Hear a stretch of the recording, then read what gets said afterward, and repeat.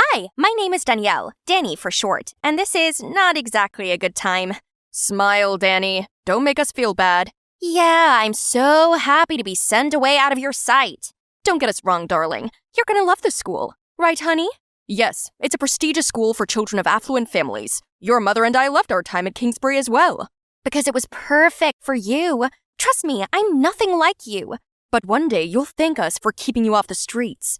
It's always that condescending tone. As much as I hated being stuck at some age-old boarding school, I could use some time away from my parents. Before I go on, I should mention how this happened. Simple. I saw a big tough guy pushing around my friend, so I slashed his car tires in front of him to teach him a lesson. But to my parents, that was a rebellious act, so they're sending me to some boarding school as punishment. As we pulled up to Kingsbury's gates, I momentarily forgot how much I didn't want to be there. The medieval castle towers disappearing into the clouds could be mistaken for Hogwarts. I actually felt a string of hope for my future here. Unfortunately, those hopeful thoughts were short-lived. The principal, Mr. Hooper, had already read through my file and made up his mind about me. Rest assured, we have a reputation for our discipline for a reason, and students like Danielle here benefit the most from it. Clearly not the fresh start I had imagined. Mrs. Bell led me down the hall, then stopped at the door to room 237. A girl answered. Hi, Rumi, I'm Cassandra. You can call me Cass. Welcome to Kingsbury. Danny. You'll be under Cassandra's supervision outside school hours. She's a model student who's been here long enough to know that there is no way around our rules. Of course they'd make the teacher's pet babysit me. Awesome. Cass was worse than I thought. She constantly used looking for things as an excuse to touch my stuff. Surely she snooped around when I wasn't here too. So I figured I could have a little fun. I'd give this nosy roommate something to poke her nose into. This looks like an ordinary diary, but on the inside, I wrote about how I'd bring a vodka-filled water bottle to class, put bedbugs in Cass's bed, and sell cheat sheets to other students. You know, fun stuff. I definitely wouldn't do any of that, but gotta give our audience some drama, right? And the next day, Cass's behavior confirmed she had really read it. Is everything okay, Cass? What? Everything's fine. Just thought it was time to wash the sheets. Don't mind me. Sure, girl. I believe you. At Kingsbury, there were rules for just about everything. I managed to break half of them within my first 2 weeks just by existing, it seemed. Worse still, the punishments hardly ever matched the crimes. I once had to reshelve hundreds of books for missing the 8 p.m. curfew just because I was studying in the library. Another time, I had to clean the dining hall for an entire week because my shirt was untucked for a second. Not to mention, Mrs. Bell seemed to have eyes out for everything, everywhere, all at once. What in the world? How was I supposed to know Teen Vogue was considered contraband here? And that was punishable by cleaning every single candle holder in the school church. Could the school be any more constricting? Do they really expect us to entertain ourselves by laughing at the clouds like we're patients in an asylum? Or what?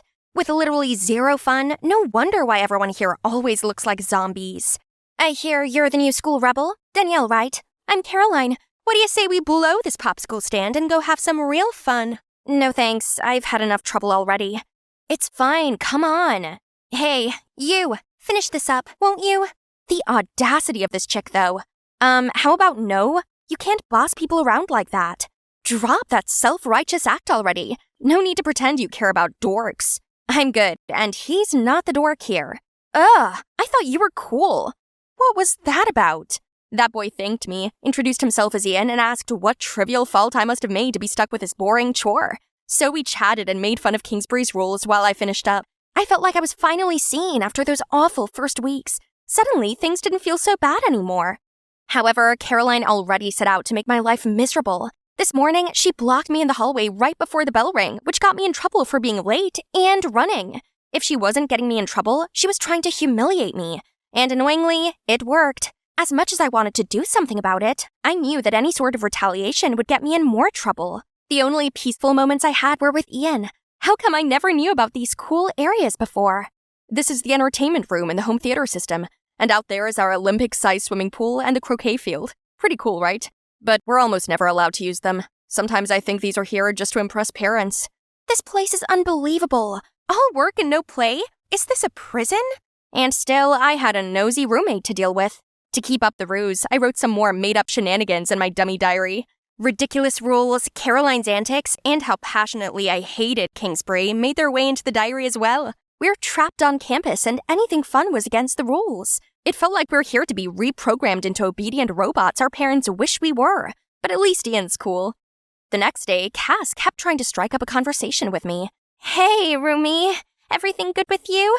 Define everything. Like, how are you liking Kingsbury? Is anyone giving you trouble or anything? Should I be having problems? No, I hope not. I just thought you seemed a little down. As your roomie, I wanted you to know that I'm here for you if you need a friend. Oh, she must have read my diary again. But honestly, I found her clumsy cover-up quite endearing. Then she tried to change the subject to Caroline, who turned out to be her ex-roomie. I know she's mean, but she wasn't always that way. She only changed after a big trouble that almost got her kicked out. Wow, what could she have possibly done? Cass said Caroline then soon moved to another room also. I can't help but feel bad for her, though. She was actually kind to me. Cass seemed genuinely nice, but I wanted to see if she could be honest. If you're really my friend, then tell me, did you read my diary? You know? But hear me out. Your parents paid me to keep an eye on you and report everything to them. I agreed because I thought I was helping you stay on track. But Cass said she soon realized I wasn't really doing those bad deeds, so she actually told my parents good things only. I promise I've stopped working for them. It was wrong of them to spy on you, but I was in the wrong too. I'm sorry, can you forgive me? I believed her, but it wouldn't hurt to use this newfound friendship for some good. So I asked Cass to propose a fun activity for the upcoming holiday season to lighten up this lifeless place. Teachers listen to you, and we'll donate the money to a good cause. You love this place, don't you? Help make everyone else love it too. Sounds great. Let's do it. Thanks to Cass, our Christmas market came to life. I'd never seen so many smiling faces at Kingsbury. I even managed to secure some last-minute entertainment. Surprisingly, Ian volunteered to perform, and he's really good. He usually wasn't one to stand out, but that night, things changed. Maybe it was the Christmas lights or the Ed Sheeran effect was making Ian everyone's crush, including mine. Not only did we have a blast, but also raised thousands of dollars to donate to a local hospital. A few days after that, we saw Caroline being flirty towards Ian. Of course Caroline would try to sink her teeth into Ian now that she knew he's hot. Luckily, Ian didn't seem interested. What you looking at? Just you, making an absolute fool of yourself? How dare you! Thanks, Cass, she really wasn't taking the hint. That moment, I knew I'd found my people. The next day, while I was concentrating on my math exam, Caroline suddenly showed me something. I'm so sorry. Let's be friends. She wants to make up? Now? Mrs. Harris, she's copying me. What in the world? This shameless liar! I was preparing for the worst when Mrs. Harris said, What's this, Caroline? Her answers are nothing like yours. Not like Danielle needs to cheat off of you. She then gave me back my sheet and dismissed Caroline's. I could see she was still in shock when she walked out. Incredible! Mrs. Harris totally saw through her act. Mrs. Harris was unlike any other teacher at Kingsbury. She was firm, but kind. With her on my side, Caroline didn't bother me anymore. I felt safe confiding in an adult like her. We eventually became more like friends. You like Ian, don't you? I can tell just by looking. There's a carnival in town tomorrow night. That's your chance to make a move. But, Mrs. Harris, curfew. Okay, it didn't sound like a good idea, but I did want to go on a date with Ian, so I texted him and he immediately said yes. Mrs. Harris basically told me to go for it. What could go wrong? I tried to quietly leave, but as I stepped into the hallway, Mrs. Bell's flashlight blinded me, and boy was she mad. So mad that she dragged me straight to Mr. Hooper's office. This was the second time I came here, which was a lot sooner than I expected. I knew from the start that you would be a problem, Miss Osborne. You have violated the rules time and time again and display a blatant disregard for authority. Sir, aside from tonight, I never intended to break any rule. I promise I've learned from those mistakes and won't be repeating them. They weren't minor offenses, Miss Osborne. Drinking, distributing cheat sheets, infesting your roommate's bed with bugs. Those were what I wrote in the dummy diary. How? We do not allow such delinquency here. In fact, you should be expelled at this very moment. However, out of respect for your parents, you may leave quietly by your own volition. I tried to explain myself, so he gave me 3 days to come up with evidence in the end. When I got back, I saw my desk drawer ajar, and Cass was asleep. She wouldn't do this. We're friends. But who else? My phone suddenly rang. It's Ian. I didn't want to talk about this over the phone, so I simply explained that someone didn't want me here and promised we'd talk later. I don't want you out either, bestie. Neither do I, Cassie. Not to waste any time, I came up with a plan to sniff out the culprit. This time, I wrote that I was playing a prank on Mrs. Bell. I even set up a silent alarm system with this piece of paper to see if anyone had opened my drawer. The next day, lo and behold, the alarm worked like a charm. They must have taken the bait. Now all there's left to do was... I opened the door to see someone totally unexpected. Now that my plan's set in motion, Ian and I hid behind a wall near Mrs. Bell's office. This is an interesting first date. Romantic, isn't it? We suddenly heard footsteps approaching. I peeked around the corner to see Mrs. Harris? I instantly felt my blood boiling. The one person who I trusted betrayed me. I was about to confront her when Ian pulled me back and put one hand over my mouth. Mrs. Harris looked around impatiently, then tried to open the door. As the hinges creaked open, Ian played a loud alarm. Startled, Mrs. Harris tripped and fell. Then Mrs. Bell sprinted towards us. What's going on? I arrived just in time to catch these two sneaking around your office. They're playing a prank on you. Are you sure? Because that's not what the camera saw. She's lying. She wrote all about it in her diary. I'm here to catch her in the act. Mrs. Harris, how do you know what I write in my personal diary? I was just messing with my roommate. Are you trying to use them against me? Don't believe a word she says. She's delinquent. Why would she write about sneaking in alcohol if she wasn't thinking of doing it? It's only a matter of time. So you just make up something if nothing happens, Mrs. Harris? Caroline appeared alongside Mr. Hooper. Mrs. Harris's face turned white at their sight. Caroline then said she accidentally overheard Mrs. Harris tell me to go out after curfew, which was shocking because she'd heard the same before. That's how Caroline was disciplined while her boyfriend was expelled. Recognizing the pattern in Mrs. Harris's behavior, she came to me. We decided to work together to stop this once and for all. Do you care to explain yourself? You really believe these rascals? They just want to make me look bad. That's not me in that video. It's deep fake. By that point, many students had gathered around us. They all came forward to share similar stories about Mrs. Harris. She gained their trust and persuaded them to break school rules. When they're on the verge of expulsion, she blackmailed their parents into paying her lots of money to keep them here. At this point, Mrs. Harris had to relent and admitted her wrongdoings. Mr. Hooper summoned me to his office the following day. Miss Osborne, I apologize for misjudging you. I am aghast to learn what Mrs. Harris was doing right under my nose. I may have never known it if it wasn't for yesterday's incident, so thank you. I assure you I'll do whatever it takes to fix the damages she caused. Sir, I don't think Mrs. Harris was the root of the problem. It's Kingsbury's harsh rules. I know you take great pride in them, but rigidity isn't helping. Obedient kids become soft and submissive, while strong-willed ones end up challenging authority. Mrs. Harris took advantage of that. Most students here are exceptional, but their creativity's getting crushed under iron discipline. Mr. Hooper patiently listened to me. In the end, he shook my hand and bid me farewell. A week later, we received an email titled "A Message from the Principal." It contained a video of Mr. Hooper giving a formal apology to the students and families who were victimized by Mrs. Harris, who won't be teaching at any school again. He also acknowledged the problems plaguing our school. Going forward, we will be instilling counsel-based solutions to handle students' problems. Several harsh punishments will be abolished, and mental health services will be available to all. In addition, extracurricular activities will be encouraged.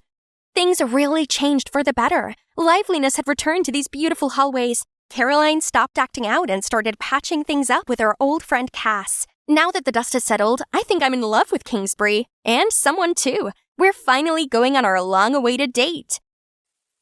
Hey, my name's Kelly, and I'm so excited to start high school. Yes, I get it. Most kids my age feel the same way. But for them, it's all about proms, later curfews, getting their own car, and having a cute boyfriend or girlfriend. Okay, so those things sound great too. But the thing I'm most excited about is joining a cool club. A music one to be exact. You see, since I was little, I had this dream of being part of an awesome club like in Glee. Finally, school started. I was so eager to dive into this new environment, but it took me a few days till I could get a clue of where the music club office was or how to apply for it. No one seemed to know, to be honest, or maybe it's because I've only been asking freshmen who were just as lost as me. Anyway, after a lot of pacing the hallways, I found a room that said music club on the door. Well, it actually said M-Sick Club, as the U was missing, but it had to be it, right? I couldn't contain my excitement. I took a deep breath and pushed the door open.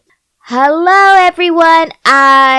What was this? I took one quick scan around the room, as there's not much to look at anyway. There was a rusty guitar in the corner, a dusty drum set, and some rackety old chairs. 3 girls were sitting separately. One girl greeted me shyly, so I went and sat next to her. She said, "Hi, I'm Daisy. I play guitar and sometimes the bass. I love ballads, you know." Then this one girl who was painting her nails interrupted her. "Ballads are the worst." She rolled her eyes. "But luckily for you guys, I sing a mean pop tune." Daisy turned to me and whispered, "That's Mia, and I'm not really sure if she can really sing though." The only other girl in the room had her headphones in and was dancing weirdly. Daisy told me she was called Jill and she could kind of play the drums. I looked around the room of misfits once again and I'm not gonna lie, I was really disappointed. This wasn't what I imagined. I told myself it was okay and that more kids might join up later on in the term. I mean, it wasn't the easiest club to find, so it might take some time. That's all. Besides, this was my chance to claim leadership here. So, without wasting any time, I gathered them all up for a little discussion. Then I started with introducing myself. Hey guys, I'm Kelly. I started play organ since 8. I've been trying to learn to compose songs too. There was not much reaction except for Daisy's shy claps. I then continued, so, we should have a team leader, right guys? Let's cast our votes. Everyone will have a minute to talk about why they should be the leader. Daisy nodded her head, Mia rolled her eyes and mouthed, whatever. And Jill, well, she still had her headphones on, so I took the lead. Okay, so I'll start then. I think as the president of this club, I will... Mia cut my words. Fine, you're it, whatever. Who else votes for Kelsey? Hands up. I started saying, my name is Kel. Mia raised her hand and then shook it out so her nails could dry. Jill raised her hand even though I don't think she actually knew what she was voting for. And Daisy raised hers while shyly adding, I think you'll be a great leader, Kelly. I'm too shy anyway, so you'll have my full support. Well, okay, that was easy, so I'm a club president now. That will look so good on my portfolio. Now, I will bring back this club from oblivion. We will revive it. I'll have my own high school musical. I was actually excited. As soon as I got home, I went through my song list and picked out some good ones. Then I texted the girls to bring their instruments in the following day. But then at practice, all my dreams came crashing down. Daisy was right. Mia's singing voice was terrible. But she couldn't play an instrument, so I had to let her take center stage, which she loved, as she clearly liked the spotlight. But then Jill folded her arms and refused to play. She can't stand there. She's covering me entirely. The drum is the soul of the song. Duh. I should be center. This annoyed Mia and they started bickering. I left them to it and went over to Daisy. Please tell me you can sing, can you? We gotta do something. Mia couldn't be the only vocalist. We'll be doomed. Daisy looked stunned. She shook her head continuously. No, I can't do that. It's already such a big challenge for me to play in public. I can't sing. I tried convincing her that she could sing backing vocals with me, and she'd be fine. In the end, she agreed, but only if she could wear a mask on stage. What? Fine, I shouted. Fine. Guys, Daisy, it's okay. You can put a mask on while performing until whenever you feel comfortable. And you two, no need to fight. I'm sure the stage is big enough for you both to be in the spotlight. This is just a practice session. No one is here to see you. Just put up with it for a bit. Then when we're on stage, we'll figure it out. They all mellowed down a bit, thankfully. Geez, talk about draining. So, over the next few weeks we got to work and OMG, what a clash of personalities. I felt like I was the glue holding us all together and it was so exhausting. Mia wanted to practice in the morning, but Jill wanted to meet in the afternoon, so I suggested doing a morning one day and an afternoon the next practice day. Then there was a song choice. Mia and Daisy were keen on a Taylor Swift song, but Jill tried to rock it up and made it sound awful. I compromised by letting her have a drum solo in the middle of it. They were hard work, but the strange thing is, I was actually beginning to like them all. Mia gave us all style tips and even let me borrow her lip gloss. Jill always recommended us some really interesting Netflix series to watch. Daisy made us homemade snacks to munch on during practice while I helped them out with their homework. Besides all the bickering, there were definitely friendships blossoming there. The problem is our band sucked. We'd only performed twice during break time at the school basketball game, but no one even noticed us, not while the dance team was performing. They were so in sync, and this one kid could do the splits. I mean, how could we compete with that? Then finally, the prom came. This was our big shot. We prepared a lot and practiced hard for it. We even went picking out prom dresses together, thinking about how glorious we would all look on stage performing in these gorgeous dresses.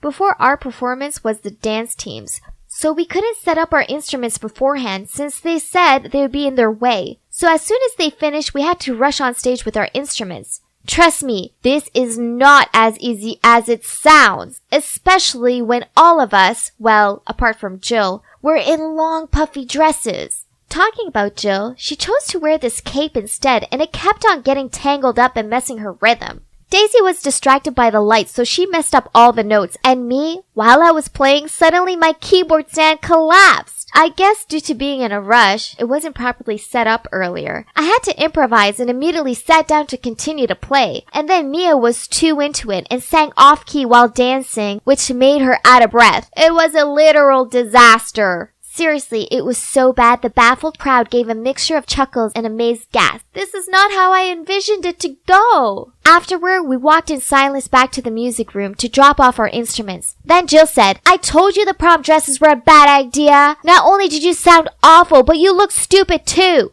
Mia was fuming as she replied, "Says the girl in the stupid cape. Since when has the Count Dracula look ever been good?" Jill said, "At least I have talent. You're tone deaf." "I am not. It's not my fault I have terrible backing singers." "Yeah, right, Mia. Was that what you call singing? All you did was dance and scream. This ain't a nightclub." Mia fought back. "My fault? What did I do? It's all because all you played so awful, so I had to try my best to stir up the crowd. And you," she turned to me, "were you on stage to chill? Who on earth sits while performing?" "Me? Now you're blaming me? You were the one who set up the keyboard stand for me. It's because you didn't do it properly. Lucky for you, my keyboard is still okay." "Never mind, guys. Let's not— Hey, you guys should have taken care of your own instruments. Don't blame me. Even if I sang off key, it was because you guys played terribly."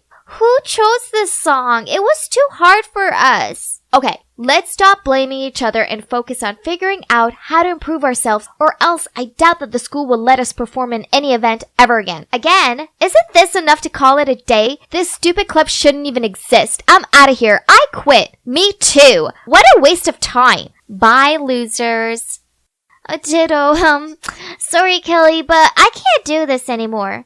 I could only stand there and shout as they walked through the door. "Guys, are you kidding me right now? Guys! Okay then, just leave. To hell with this club."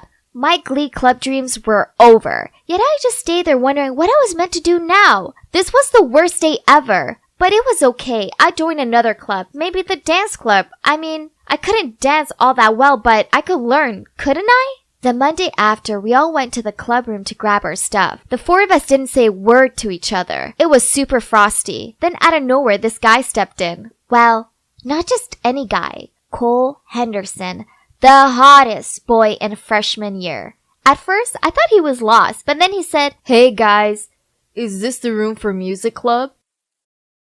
Hey, Kelly here. So, my dreams of being a part of an amazing school band, well, they weren't going so well. After a catastrophic prom performance, we all decided to go our separate ways. At least it was until Cole, the hottest boy in freshman year, walked into the room. There he was, smiling in the doorway and holding his electric guitar. So Jill glared at him and said, "What do you want?" He replied, I know there isn't any member recruitment going right now, but I'd like to join the band if you guys..." I was about to tell him that there was no band anymore, but Mia spoke first. "Yes, sure, of course." Then she rushed over to him and dragged him across the room. Daisy looked puzzled and said, "But weren't we already disbanded?" Then Jill said, "Daisy, you must have misheard us. We said we wanted to expand our brand, not disband." Is this for real? Wow, it's amazing what a cute guy can do. So I just nodded and then said, okay then, I guess. Welcome to the band.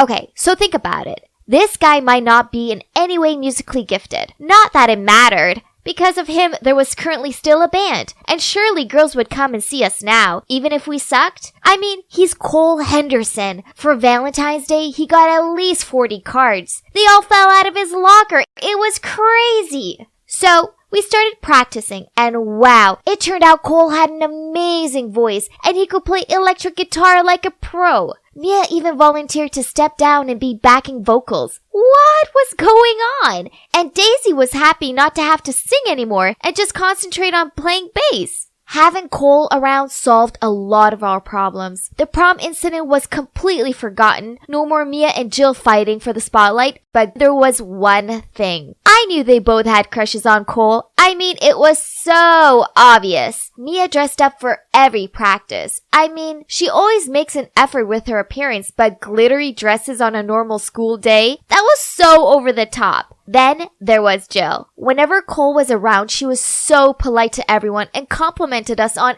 everything. I knew they were low-key competing with each other, as one time Jill's drumstick disappeared, and while she was looking for them, Mia went over to Cole and felt his arm and asked him if he'd been working out. Then another time, Mia's lipstick was replaced with a black one, which she applied before practice. Horrified, she ran into the bathroom to wash it off, and Jill went over to Cole and asked him to teach her how to play guitar while we waited for Mia. The band was certainly eventful, but I had to admit I was enjoying myself. We even decided on a name, Rouge September. This named after 3 of us have birthdays in September, and Mia and Cole's favorite color is red, but Mia insisted on using the French word for it to be more edgy. Yep, it took us hours to come up with that, but I like it. I like it a lot. We really started to improve and had lots of fun doing it. Then Cole suggested we play One Direction's What Makes You Beautiful at this upcoming school concert. I loved the song, so I immediately agreed. Even Jill did, and I know she hates One Direction. So we rehearsed like crazy and everyone showed up on time and worked really hard. Yes, Mia and Jill's low-key competing continued, but whatever. At least we were all there practicing. The night of the performance arrived, and I was mixed of excited and scared. Cole helped me set up my keyboard stand, and I noticed that he kept on giving me funny looks. Before I could ask him what was up, it was time to perform. We were so amazing, and everyone was cheering for us. Then the song ended, and Cole started to talk into the microphone. Thanks guys. You were awesome. But, there's something I want to say. Then he looked at me. Kelly, I just want to let the whole world know that you're the most beautiful girl, and I really enjoyed getting to know you for the past few months, and well, I'd love it if you could be my girlfriend. What was that? Was he out of his mind? Since when did he have feelings for me? The crowd went crazy, screaming and cheering, while I froze there. I could see Jill and Mia were looking at me with fiery eyes. Cole tried to walk towards me and say something, but the microphone didn't work. Jill had just unplugged it, and Mia charged towards me screaming, "You traitor! Cole is mine!" Cole jumped in front of me to protect me from her. Then Daisy suddenly burst into tears, like hysterically. We all looked at each other and immediately knew, oh boy, she must have had a crush on Cole too. The next thing we knew, a teacher walked on stage and shooed us off. That's when I noticed the whole crowd gapping at us and laughing. Geez, this was so humiliating. Worse still, we walked off stage and the school director said, "So, you think that was funny, do you? Let's see if you're still laughing in detention." Then he locked us all in a classroom and said we could only leave when we understood what we did wrong and resolved everything. There's no way I wanted to talk to any of them about this mess. Thanks to them, I look like a fool. And now I had detention while I hadn't even done anything. It was some 5 minutes of awkward silence until Cole shyly started. Okay, we can't just sit here in silence for however long. Look, I like Kelly, and the concert was a great opportunity for me to confess my feelings. That's all. Was he serious right now? This was the last thing he needed to say right now. Jill suddenly fueled up again and turned to me yelling, "You've been seducing Cole even though you knew I liked him?" Cole tried to chime in. Guys, this is not how it works. Mia also came at me. "You don't deserve to be our leader. You're so sneaky." Then there went Daisy, bursting out crying again. Jill tried to comfort her while Mia said, "Another victim of beauty, huh?" Daisy stuttered through tears. Why do you get everything? You got to be the leader. You got the cute boy. You get all the attention. Jill rolled her eyes. "Yeah, so you're the lamest leader. So lame my dog could do better." That was it. I'd had enough of these selfish people. I couldn't hold back anymore and screamed at them. "Oh yeah? You think being a leader is easy? I guess you guys have never spared your precious seconds to think about how much I've done for you all. I got you a platform for the drum, a freaking mask, a dumb rhinestone microphone. You asked for it, I delivered it. It's all because I love this band. I want to have an actual band, a successful music club. I want to leave a legacy here at this school to make our high school years meaningful, but all I'm getting is hate and some selfish friends that I don't know if I could call friends anymore. I didn't know Cole liked me. In fact, I had no idea. I guess I was being too busy trying to keep this club together to notice. But no more. I'm done." I was out of breath after that, and when I finished, I saw them all looking at me stunned. Detention or no detention, I grabbed my stuff and I was about to leave when Mia timidly said, Sorry, I guess it's true. I really haven't thought. Jill added, yeah, you should have told us earlier. I'm sorry. I didn't know this really meant that much to you. Daisy wiped her tears. Yes, and please don't say that, Kelly. Of course. We're still friends. Please forgive us. Cole was about to say something too, then Mia quickly covered his mouth. Nah, kid. This is our business. Now, Kelly, what do you say? Could you please take us back as your adorable friends and bandmates? Then all three of them gathered up and looked at me with puppy eyes, trying to make me smile. I tried to keep my straight face, but eventually I burst out laughing and hugged them all. Then Daisy cried again, which set all of us off. Even Jill. Cole was sitting there looking at us oddly. When Mia noticed this, she pointed at him and said, "That boy was the one who broke us apart. Don't understand why we were so swooned over him. I wish I knew you were trouble when you walked in." Oh my god, did you just quote Taylor Swift? You know it's Taylor Swift, Daisy laughed. But you're right, I'm so over him now. Yep, stupid crush, Jill agreed. I waved Cole over to join the group hug as I said, guys, remember that Cole was the one who saved us when we were on the verge of disbandment. He deserves some credit. What do you mean on the verge? We were already disbanded, Mia joked. Then Jill added, wow, we've been through it all. Now I guess we can get over everything together too, right guys? I said, yes, that's the spirit. Now on 3. 1, 2, 3. Rouge September. Let's go. You thought this was the end to it? Nah, not quite. Later that day when I was walking back home, Cole ran after me. Hey Kelly, look, I'm sorry. I had no idea what this club meant to you. Please forget all about my confession and let's be friends. I want to help you with the band and everything. I smiled at him. I'd like that. So, peace was restored, and as for Rouge September, well, we're still going. Who knows? One day we might be the greatest band on earth. But yeah, having close friends, being together every day, and playing music together is enough for me. But then, something weird started happening. I found myself smiling when I looked at Cole and noticing how cute he was when he tuned his guitar. Did I like him? No, it couldn't be, could it? I mean, if I did that, then that meant I had to confess to him this time around, right? But here's a thought. It surely won't be on stage. Ugh, I've never been in a negotiation that lasted this long before. I've been here since 3, and it's now 8. Worse still, I hadn't even mentioned the funding yet. I've tried, but it was Dane's fault. He kept on interrupting me and going off topic.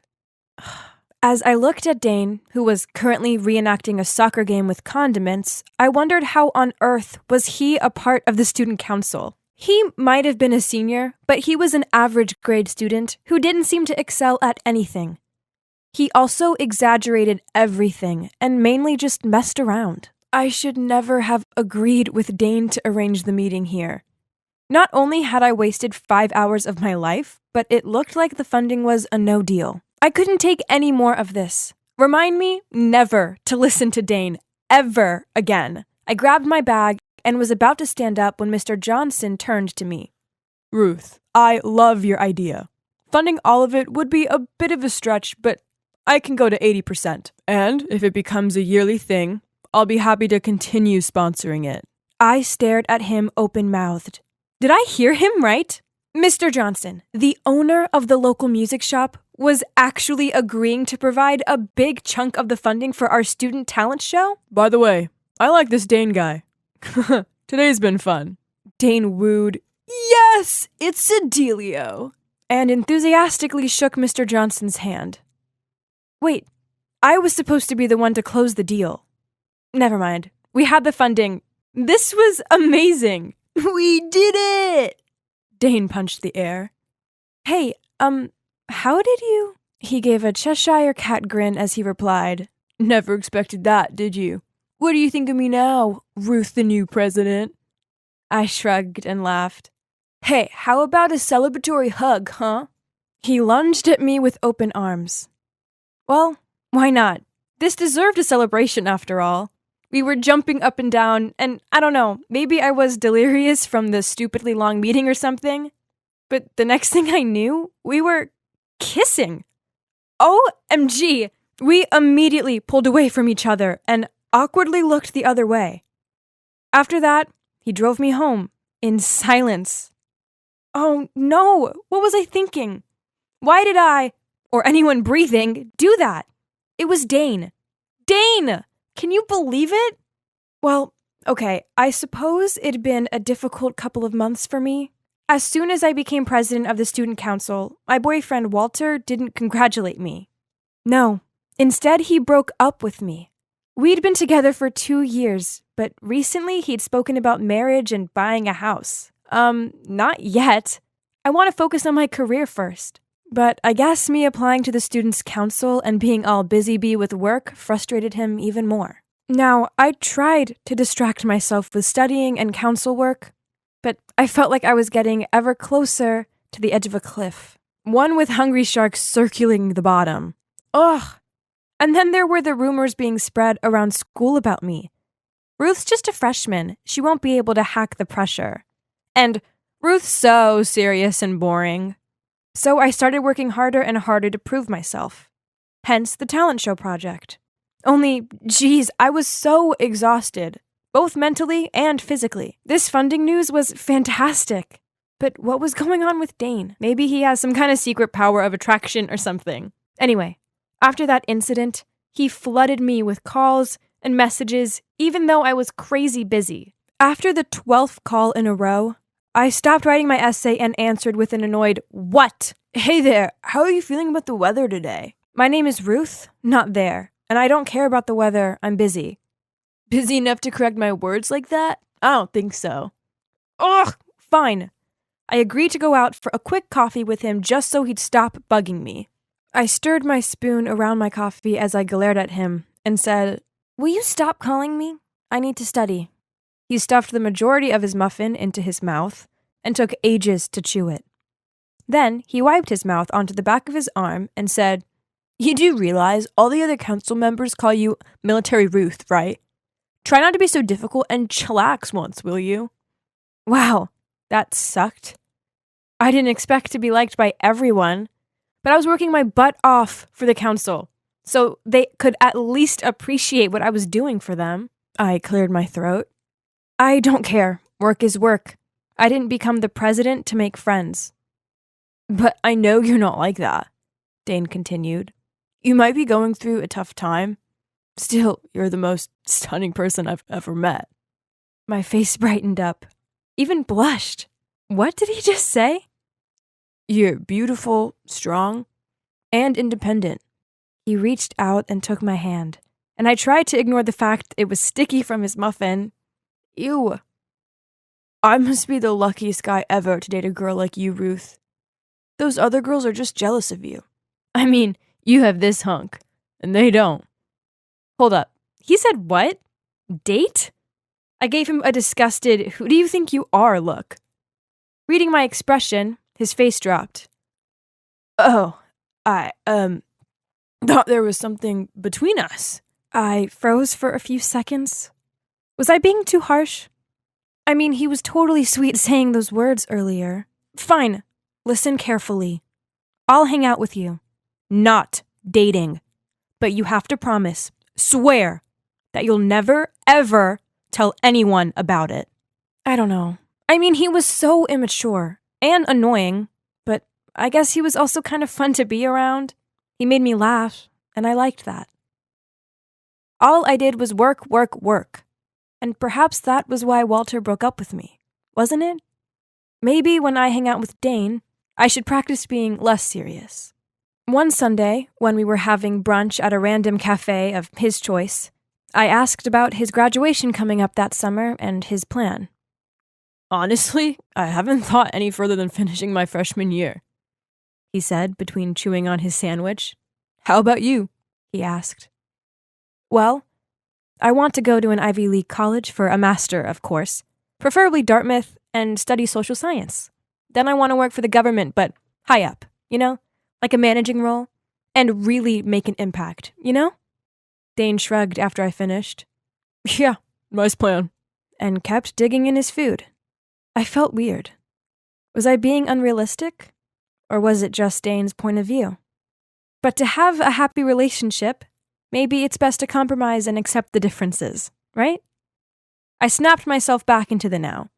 If this whole thing with Dane hadn't happened, I would still be in anguish and despair. It was strange, but I did feel better around him, unlike with Walter. So I should respect his opinions. Gotta learn from my mistake, right? One day, I was at a council meeting planning a fundraiser for the remainder of the talent show money. I decided it was time people saw the real Dane, so I made him event organizer. But this didn't go down well. As in the other council members' eyes, Dane was a lazy, idiotic puppet. Give him a chance. He's the one who persuaded Mr. Johnson to fund the talent show. Please, we never know other people's limits and abilities. Then, this girl Catherine sarcastically said, "Of course you'd know his ability since he's your boyfriend." You suck at leading. All you care about is your personal feelings. I know. I'll date you. Then I may actually get given a job I deserve. My tongue was tied. I couldn't find a word to defend myself. And at the same time, I was really, really mad at Dane. And worse still, he hadn't even bothered showing up for the meeting. Afterward, I went round to Dane's house and furiously banged on the door. Yelled at him the moment he opened it. "How come people know that we've been hanging out?" Dane silently scratched his head, eyes open wide, and stared awkwardly at some random spot. "Answer me!" I continued, but still, no reply. I pointed my finger at his face. "I just went through a hurricane of rage in a meeting with the council to put you in charge of the fundraiser event. And you didn't even bother showing up. You better do an amazing job, else we'll both be dead." Then I stormed off. Over the next few days, the rumors continued to circulate about me. Clearly, Dane had been bragging to everyone that he'd managed to score himself a stiff girl like me.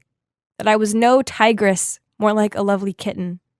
Now everyone was staring and laughing at me, and made meow sounds at me in the corridors. Someone even filled my seat in the council room with cat food. This was horrible to deal with. But instead of supporting me, Dane went rogue from school for a full week. He also didn't arrange the venue for the fundraiser, meaning we had to reschedule the event. I was left looking bad, so the teacher gave me a lecture on responsibility and strongly advised me to leave the student council. So that's what I did. Catherine's in charge now. After that, I couldn't face school.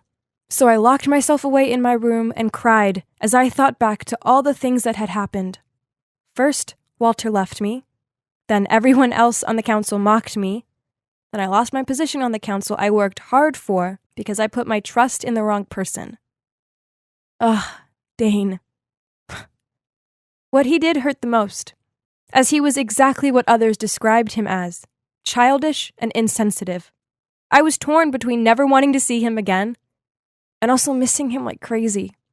Now I had no one. I felt so alone. Ugh, darn it. Loneliness sucked. So when he called me, I answered. He told me he was outside my house. I guess I should at least hear him out, right? "Hey, beautiful, listen." He grabbed my hand and looked straight into my eyes. "It doesn't matter, okay? The council, the president position, those people don't matter. The most important thing is you being happy, and I'm gonna make you happy."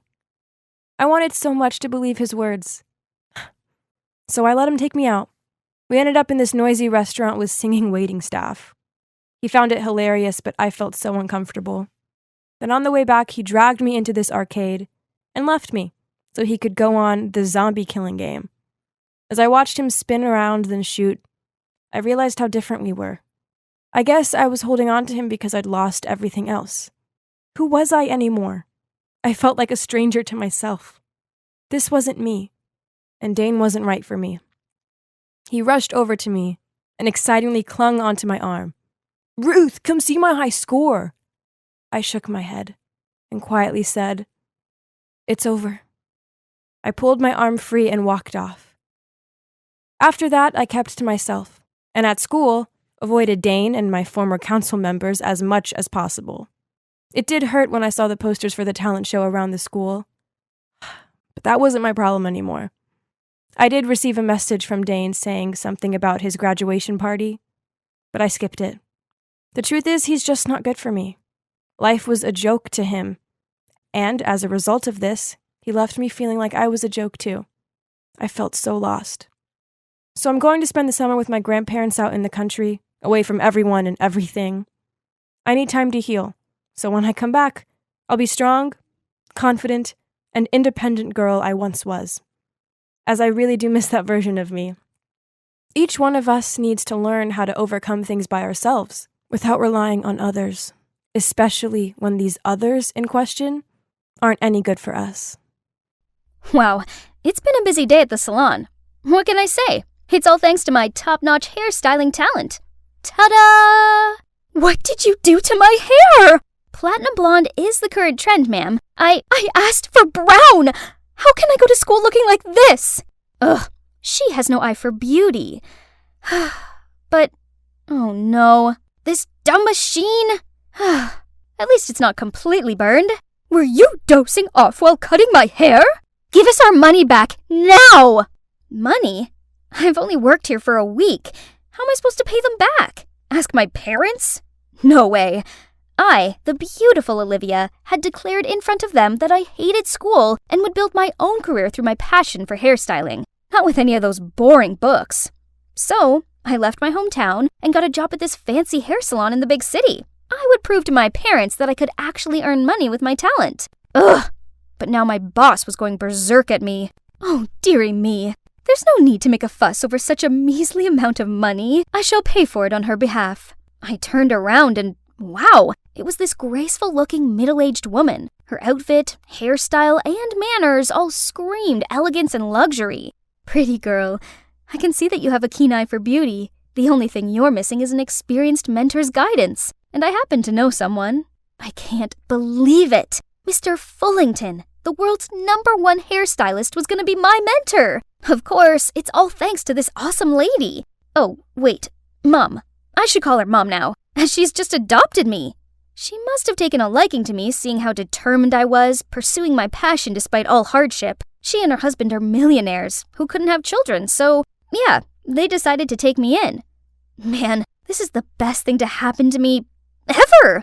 Olivia, school isn't the only way to success. With your talent, the road can be much shorter. My foster parents are so kind. Just look at this room. I feel like a princess. Just look at this gigantic bed, satin sheets, and walk-in closet. Better still, they even arranged for a makeup artist and a stylist to spend all day helping me look fabulous. The rich kid's life sure was sweet.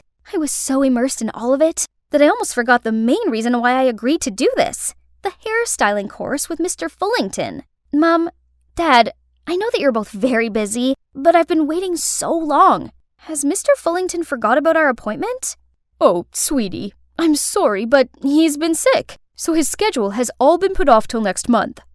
Don't worry, darling. In the meantime, why don't you try attending some fancy parties on our behalf? It's a good chance to expand your social circle and learn how to make money from all the best. Oh, that sounds pretty good. If I could make lots of money, then my parents would have to take me seriously and stop their stupid go-back-to-school demands. As soon as I arrived at the party, all these new friends gathered around and complimented on how beautiful I looked. The rich guys went crazy for me, too. I instantly became the center of attention. This one guy called Bruce introduced himself as the son of the CEO to the top media corporation in the U.S. Olivia, that exquisite face of yours was made for the big screen. You should play the leading role in our new movie. Oh, acting? I'd never thought about it before. Walking down the red carpet and posing in front of hundreds of cameras did sound appealing. It's worth a try, right? I was still stunned at Bruce's offer when I felt something cool on my finger. Oh my gosh, a sparkly red diamond ring? William, heir to the Geogems Limited. Pleasure to meet you, Olivia. Please consider this my greeting gift.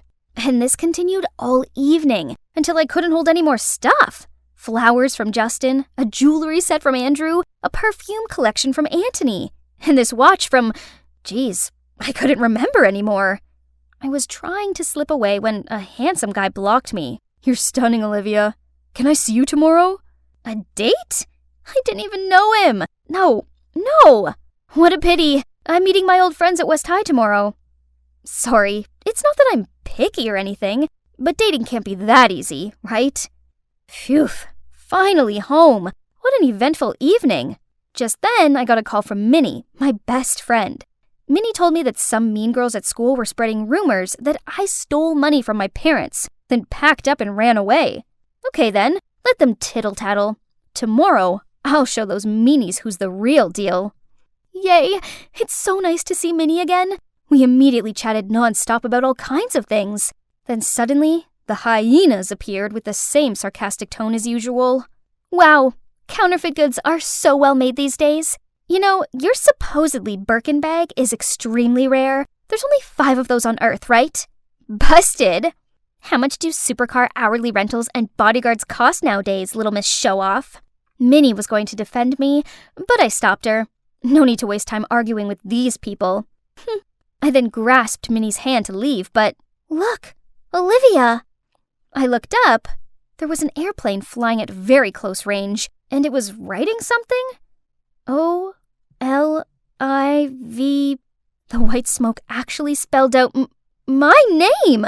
I've only seen this in movies. I gasped in shock as the plane landed, and stepping out of the cockpit was the guy at the party last night, Nathan. Turns out he was the youngest pilot in America and wanted to impress me with this grand gesture after being rejected yesterday. Flying in the sky is my passion. And, Olivia, I want to be your personal pilot, taking you wherever you want. Oh my goodness, I don't know what was better. Having a rich, handsome guy going out of his way to impress me, or seeing the astonished looks on my fake friends' faces. Such thrilling days like this should have made me happy, right? But sitting among this mountain of expensive gifts, I couldn't shake this uneasy feeling. Being the center of smitten eyes and receiving countless compliments and gifts was cool and all, but Minnie's words awakened me. Olivia, do you think they really are generous enough to give you all this without asking for anything in return? No, I shouldn't accept these pricey items. I was putting them all back in their boxes to return them when my foster mom walked in. Oh no, darling, returning gifts is considered very insulting in our society. The world of the rich is so complicated. So I listened to her and dismissed the idea of returning those presents. But I should still return the favor, right? So I agreed to meet some of them. The first person must be the one who impressed me the most, Nathan the pilot. His airplane hangar was where we had our first date. I couldn't find anything bad about Nathan, but we just didn't click. He kept on rambling about planes, which model each was, how hard it was for him to get them, blah, blah, blah, while I had no interest in any of this. The next guy, William, was even worse. He not only invited me, but also dozens of other beautiful girls. He even gave each girl a gemstone from his collection. A true player, so obviously a skip. Bruce was easier to talk to, but I soon realized that he had a problem. This set of glassware was custom-made by the most skillful craftsman in Switzerland. It's yours if you like. Oh, wait, I'll have someone bring them over later. Look at this beautiful painting. Wouldn't it be perfect in your bedroom? But it's too big for you to carry home. I'll send it over later. What about my leading role in the movie you mentioned? I almost forgot. But, Olivia, acting is not as easy as you think. Besides, the entertainment industry is really toxic. Please just be my princess, okay? See? He kept promising me the world and then nothing. What a boastful, stingy liar. I didn't like any of these guys, so I must return their expensive gifts. But as soon as I carried the boxes out of the room, my foster mom stopped me. My silly Olivia, why are you so concerned about this? To them, these things are merely a drop in the ocean. But if you feel uncomfortable, I'll keep them out of sight for you. Giving them back will bring shame to our family. And you don't want that, do you? All right, that seemed like the best solution. My foster parents had been so nice to me. I shouldn't cause them any trouble. But a few days later, I discovered that they had secretly used my phone to ask Bruce for more presents. He thought I was angry, so he promised me a huge surprise tomorrow. It's weird. Why did they do that? They're as rich as Bruce's family, aren't they? I asked them why, and turned out my foster parents just wanted to test Bruce, as he seemed to be the most persistent in pursuing me, but had not shown his sincerity. Early next morning, I received a call from Bruce, saying that he'd sent someone over with a luxurious car, and reminded me about our date tonight. Wait, an entire car? That's too much this time. I was about to tell him to keep it when my foster father rushed in, saying that my parents were seriously ill. Oh gosh. I quickly hung up the phone and immediately went back to my hometown. Dear God, please protect my parents. Surprisingly, my mom opened the door looking perfectly fine, and there was Dad as healthy as can be watching TV. Thank goodness. My foster dad must have made a mistake. It's been a while since I was home, so I decided to stay the night. And as we were having some family time, I got another call from Bruce. Oh no, I forgot to cancel our date, and now he's at the mansion waiting for me. The problem was, Bruce couldn't find his sports car anywhere and kept on making a fuss about it. I tried calling my foster parents to resolve this, but I couldn't contact them the whole evening. The morning after, I returned to the mansion to find strangers going in and out. What are you all doing? Hi, we're moving in. Great to meet you, neighbor. It's such a catch to find a good place like this up for rent at reasonable prices, right in the local newspaper. Am I right? For rent? No. What on earth is going on? I rushed into my foster parents' bedroom, but it was empty. Even the gifts they said they'd keep for me were all gone. They left without a trace, as if they were running away. What? Did your partners in crime leave you? Now don't you dare deny it, you fraud! What did he say? Partners in crime? Fraud? I tried explaining to him how I wanted to return all the gifts I received, but he wouldn't believe me. He threatened to call the cops if he didn't get his car back. Oh no. No way that's gonna happen. All I could do was beg Bruce to give me some time. This is the home of our town's famous sheriff. He's the only person who could help me, but all I got was, I'm sorry, but I'm retired. You're gonna have to ask someone else. What to do now? I was freaking out when, out of nowhere, no need for my dad. This is a piece of cake. I can give you a hand. I turned around to see a guy leaning on the door with a cold, arrogant look, and his arms crossed. Who is this guy? Can he really help me? We'll see. Wow, Alan really took the risk and invested a lot in this. A sports car, a mansion, expensive trips, and even this huge event. I have to admit, he looks quite handsome being all dressed up. Oh, I forgot to tell you, Alan, yep, the sheriff's son, is playing the rich heir of a big corporation chasing after a beautiful young lady, which is me. However, I didn't expect things would turn out so real. Alan's pursuit of me even made it on the local news. You guys must be curious how someone who's not a millionaire did this. Well, Alan convinced Bruce to fund our plan. He was hesitant at first, but he soon realized that this was the only way to catch the frauds and get his stuff back. So, reluctantly, he agreed.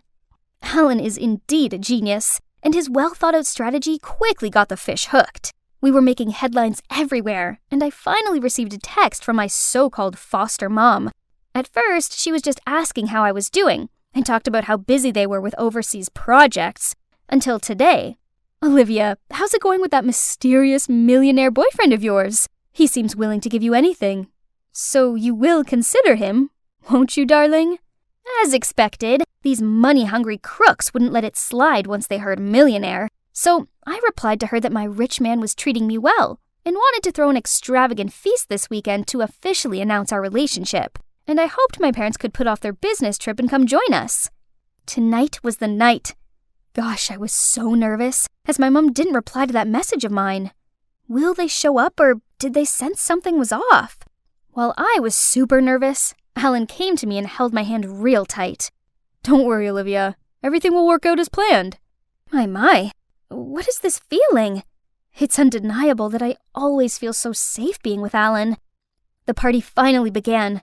Alan proposed to me with this rare, precious, surrounded by gem on a ring, which is one of the only 3 existing in the whole world. Everyone started buzzing. Alan's acting was so perfect, from his eye contact to the words he said, that I couldn't help but feel butterflies in my stomach. I do. When the party was over and all the guests left, I received a call from my foster mom telling me to go to the back gate. As predicted, they offered to keep the engagement ring for me. Drop the act, frauds! The two were still processing what was happening when the cops barged in and arrested them. It worked! Can't believe I've successfully tricked these notorious scammers. What about my car? My Bugatti? Where is it? Oh, I almost forgot the main sponsor for this perfect plan. Without him, we definitely couldn't pull this off. Our stingy millionaire Bruce Dillon. I bet there hasn't been a single day gone by that he didn't think about his missing gifts, huh? That reminds me. This sparkling, precious ring, too. I quickly took it off, passed it to Alan, and told him to give it back to Bruce. But the minute the Serendibite ring left my finger, Alan put on something else. Oh my god, another ring? Your role as a millionaire's girlfriend may be over, but will you be a girlfriend to an ordinary guy like me, Olivia? Yes! 1,000,000 times yes! After all this mess, I now realize that I've still got a lot of learning to do. So I've decided to listen to my parents and finish school. Turns out, if I really paid attention in class, it's actually pretty interesting. And Minnie is still my amazing BFF, who let me have free rein to experiment on her hair. And of course, this cute future detective too. Babe, time to change your hairstyle. Here I am at a press conference, standing in front of countless reporters. Oh, no, that's not me. There you go. I'm Alexia, 17 years old. I may look like a high schooler, but unlike kids my age, I'm a bodyguard. How so? Well, I was adopted by an underground security organization after being abandoned at a young age. Thankfully, Papa, my savior, was around to teach me everything from math to martial arts. Honestly, it was the happiest time of my life, but he'd gone too soon due to cancer, and it's like I was abandoned again.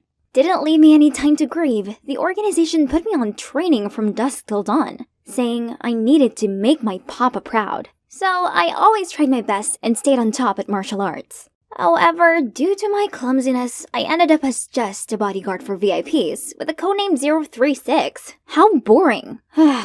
Until one day, I was summoned by the boss.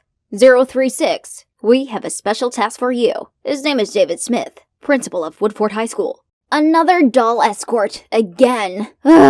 You will investigate Mr. Smith for a financial regulation violation by disguising as a new student at Woodford and collect everything related to him, his wife, and daughter. So be extremely careful. Is that clear? Yes, sir. Finally! Goodbye, boring bodyguard job! Time to prove myself. I'll make Papa proud, and to be honest, I'm also excited to experience the life of a high schooler. Now, I needed to do some shopping. Since I only have suits to wear on duty, I didn't know how to dress like a real student. Oh wow, look at all these dazzling clothes! After a lot of contemplating, I decided to take this pretty dress. This thing, and also these. They're matching, right? But the saleswoman asked me if they were for my little sister. Huh? What did she mean? Then she picked out something else for me. I was about to try it on when a scream startled me. Help! Thief! Help! Not a single day went by without trouble. I bolted in that direction and, aha! Not today, thief! Are you crazy? I'm not the thief. Let me go. Just then, I heard a thud and saw another man in blue being tackled to the ground by 2 security guards, while a woman snatched the bag out of his hands. Oops, I just caught the wrong guy. I immediately released him. Turned out he was chasing the thief too, but no matter how much I apologized, he kept rambling that I was a violent lunatic, and even suspected me of being an accomplice. This guy was unbelievable. He better wish he'd never see me again, else the next kick won't be a mistake. Today is my first day at school. My disguise was so good, even I couldn't recognize myself. There's no way I'd get caught. From now on, I'll go by the name Alexia. Much better than 036, isn't it? Wait, I know her. Bella Smith, one of my objects. Wow, the audacity of those girls to pick on their own principal's daughter. Alright, Alexia's coming to your rescue. But not in my normal way. So, here comes a clumsy nerd who accidentally bumped into them, spilling coffee over them, buying time for the prey to run away. The mean girls let out horrified yelps, then yelled at me before running to the restroom. Then I turned to see Bella talking to a boy. Oh no, it wasn't just any boy. It was that obnoxious jerk from the mall. What are the odds? Then they headed toward me. While Bella kept thanking me, I caught a staring look from this guy. You seem familiar. Have we met before? No way. How's that possible? It's my first day here. Phew, he seemed not to recognize me. So, he's Clark, Bella's best friend. Now how am I supposed to approach her when her company was this guy? Anyways, my first class is about to start. Now excuse me, I have this perfect cover of a schoolgirl that I need to keep up. Newbie, tell me, Where was the American Declaration of Independence signed? At the bottom of the paper, madam? The whole class burst into laughter. How embarrassing! But how was I supposed to know? Papa didn't teach me this. Then suddenly I heard this alarming sound. Don't panic. I'll handle this. Follow me to the hallway. But no one did. Instead, they laughed even louder. I was still dumbfounded when a nice girl told me it's just an end-of-class bell. Oh, that's what it was. Finally, a break from all those exhausting lessons. Now let's check if the food is safe. Okay, pass. I was about to eat the carrot. Then the mean girls from earlier appeared. Yes, eat it. That'll help your poor eyesight. And this is for staining my dress. Then they strutted off. Ugh. In other places, those folks would have known the taste of my fist. Hey, Alexia. Alexia. So noisy. This place is like a beehive. Alexia! Oh wait, that's my new name. I turned around to see Bella. She wanted to join me for lunch. Here comes the chance. But nope, the tag-along Clark is also here. Jeez. I asked Bella why those mean girls teased her, the principal's daughter, but she just shook her head unknowingly. But I think I've kind of figured out the reason after talking with her. I noticed that she was a bit slower than her peers, as when I cracked a joke, it took her a while to understand and laugh along. So, prying out information from her should be easy. If only. You've just moved here. How do you know she's the principal's daughter? I heard from others. This party pooper. Jeez. The first week didn't go too well, as I was still getting used to being called Alexia and not inspecting my own locker. Also, this load of homework? In general, I enjoy learning stuff at school, but the mission hasn't progressed one bit. I had to pick up the pace, so using the voice changer, I tricked Mr. Smith to leave his office, then sneaked in there. But suddenly, Bella came in. Panicking, I blurted out I was cleaning the desk for the principal. She seemed convinced and even joined me. Another time, I saw the principal talking to someone in the hallway, and was about to take pictures with my spy camera pen when Clark appeared and bombarded me with stupid questions. Jesus Christ, if things carried on like this, when on earth would I finish my mission? One day, I spotted Bella in trouble with the mean girls again. Ugh, do these brats ever learn? This is too much. I need to settle this once and for all. So I ran over and quickly pulled Bella away, telling her to run. Then, I threw my famous flying kicks, along with some front sweeps, and got all the meanies knocked on the ground in a blink. Justice served. I dusted my hands together in triumph, but has Clark just witnessed everything? This guy was way too suspicious. He probably would ruin my secret mission someday. I need to look into this guy. And it didn't take long for me to find out he wasn't from a wealthy family like most of the other students. He got into this prestigious school on a scholarship for being brainy. Now here I was in Clark's family's bakery. Oh, this girl has his eyes and hair color. We talked and immediately clicked. She was Enola, Clark's sister. She has Down syndrome, but she's a real talent. Look, aren't her designs stunning? I was flipping through Enola's sketchbook when Clark suddenly showed up and dragged me outside. Why did you follow me here? I know you're up to something. Who is the suspicious one here? It's you who always coincidentally appears wherever I am. I only followed you here because you've been stalking me and looking shady. That got Clark speechless. Then his sister came to us saying, Alexia, Enola really likes playing with you. Rather, let her come inside. His attitude completely changed hearing that. He gently told me that other people often tease Enola because of her condition. He also apologized for misunderstanding me and offered me a free cinnamon swirl. Wasn't this the first time I'd seen him smile? I'd never been so close to him like this. And suddenly, I felt something churning in my stomach. Perhaps I'd eaten too much. After that, our conflict was naturally settled. Me and Clark became closer, and I got to know other aspects of him. He was really gentle and helpful. The more we talked, the more flutters I felt. Oh no, what's wrong with me? Worse still, I even started to feel uncomfortable when Bella was close to Clark.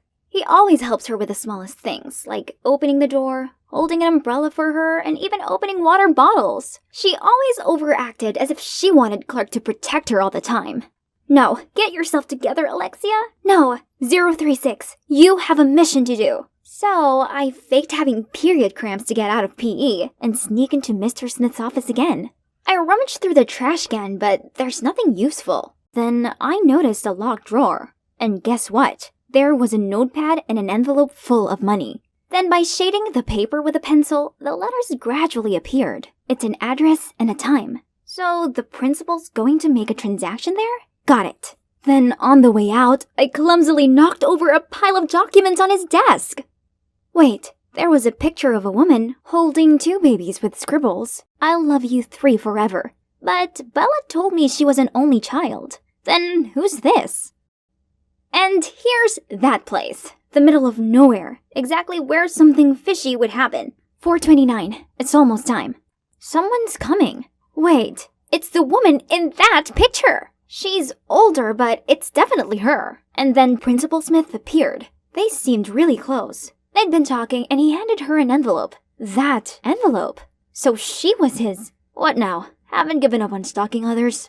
Okay, listen carefully. I think Principal Smith is involved in a financial violation case. But not just that. I just got him 2-timing. See? No way. That's my... Okay, I will keep this secret for you on one condition. Let me join this investigation. The principal has been supportive of my scholarship. I don't think he's that type of person. What? He wanted to work with me? That sounded risky, but as long as I kept my mouth shut about the organization, I could spend some Bella-free time with him. Good, right? A few days later, Clark told me to meet him at a cafe to discuss the investigation. But it's been ages and he still hasn't shown up. Then out of nowhere, a beautiful cake was presented in front of my eyes. Oh my, it's Clark, singing happy birthday and even gave me a present. Birthday? I myself didn't know when my birthday was. Why, And the cake, did he make it himself for me? Aw, he's so sweet. I got so emotional that I almost blurted out my feelings to him. But right at that moment, Bella, out of the blue, jumped in between us. Typical Bella, never leave us alone. Turns out, she was actually the one to insist her dad let her see my student records and make my first birthday cake ever. Thank you guys. I've never had a birthday before, cause I have because my parents are always away. Then we should celebrate properly, at your house. How about that? What? Why did he suggest that? But then Clark winked at me. Seems like we had a plan. Arriving at her home, we were warmly greeted by Bella's parents. It was such a delicious home-cooked meal. So this was what it was like to have a family. Bella had this all the time? But poor her, she didn't know about her father's a cheater. We were in the middle of dinner when Clark asked Mr. Smith about a science project he was doing. Then Clark winked at me again. That's my cue. So I excused myself to use the restroom, then sneaked into Mr. Smith's office. This pen was magical. Let's see what Bella's dear father was hiding. Oh, he withdrew the same amount of money each month. Yay! Today was a success! Thanks to Clark's clever plan, I'd finally got something useful. Suddenly, our eyes met and he looked at me gently while leaning closer. I was ready for a kiss when my boss called me. I did not assign this mission for you to play house with that criminal. You have 3 days, or else I'll have someone more capable taking care of this. Such a waste of your papa's expectation. Am I really that useless? Thinking I'd let Papa down, I couldn't help but burst into tears. What happened? Who's that? Tell me. I'll handle him. Clark, it may sound weird, but I'm actually a spy. What? Clark was shocked, obviously, so we sat down on a bench and I blurted out everything to him. Clark didn't say a word and just gently held me in his arms, which made me feel so relieved. You may wonder why Bella and I were in this deserted place. The thing is, a few days after that call, my boss ordered me to bring Bella here to kidnap her, and use the documents I gathered to blackmail the principal into resigning. I guess that could help me get rid of the third wheel Bella and have Clark all to myself, right? Oh, isn't that our school's vice president? So he was behind everything after all. Then suddenly, freeze! Hands in the air! Oh my god, the police? Why were they here? Along with Mr. Smith and Clark? We're so doomed! Except, it was my master plan. After receiving the text from my boss, I almost followed his order. But then, I remembered Papa's words. He always told me to never lose my moral compass, and never harm others to achieve personal goals. Bella was a good person, and shouldn't be punished for whatever her father did. I couldn't betray my first friend like that. So I told Clark and we set up a plan to find out who was behind all this. And here we are. The vice principal was revealed to have hired my organization to spy on the principal to overthrow him. And when he couldn't find any dirt on Mr. Smith, he turned to use Bella as a leverage against her father. How despicable. Also, I can't believe that the new boss led our organization down an evil path like that. But it's not the only truth revealed. But Principal Smith, how do you explain your monthly money withdrawal? I had a close friend who unfortunately passed away at a young age. He asked me to send his money to his illegitimate son and daughter, whom he'd kept a secret due to family pressure. So there's nothing more going on between you and my mom, right? Huh? What did his mother have to do with this? Turns out the woman he met up with the other day was Clark's mom. That means Clark and Enola were the kids in the picture? What a twist!